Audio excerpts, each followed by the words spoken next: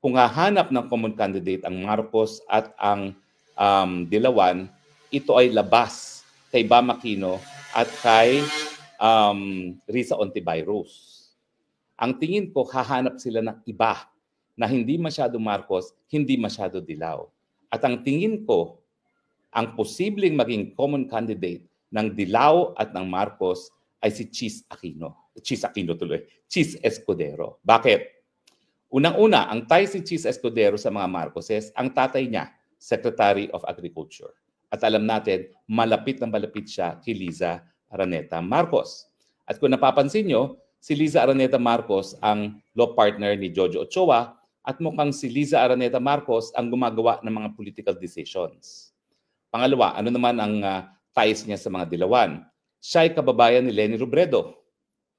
At ibig sabihin yan, ang buong Bicolandia ay boboto sa kanya. Pero dahil siya ay kababayan ni Leni Robredo, hindi malayo na ikampanya rin siya ni Leni Robredo para maging presidente. And with the help of Leni Robredo, pwede siyang manalo sa Western Visayas, yung Iloilo at Negros na baluarte ng mga Dilawan, at yung mga lugar sa Luzon, gaya ng Pangasinan, Batangas, Laguna, and Quezon, na malakas ang mga Dilawan. So pag nakuha yan ni Chis, yung karamihan ng Balance Luzon at malaking bulto ng Metro Manila, ang Bicol Region at ang Northern Luzon na baluarte pa rin ng mga Marcoses, sa tingin ko, malakas ang tsansa na makalaban kay Inday Sara Duterte. Pero siyempre, yan ay isang uphill battle. Ang problema sa mga supporters ni Tatay Digong at saka ni Inday Sara Duterte, ang layo pa nga ng 2028. At ang nakaupo ay ang mga Marcos.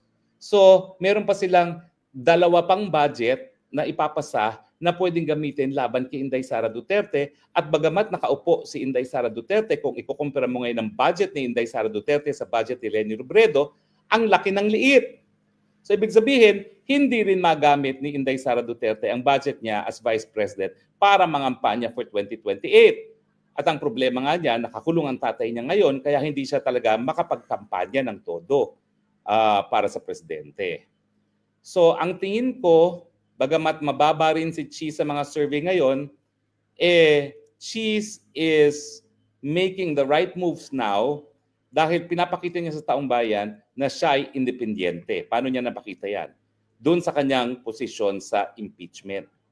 Hindi siya lantaran na naging Dilawan at Marcos dahil hindi nga siya pumanig sa impeachment ni Inday Sara Duterte. At dahil dyan, meron din siyang simpatsya na nakuha sa mga loyalist ng mga Duterte.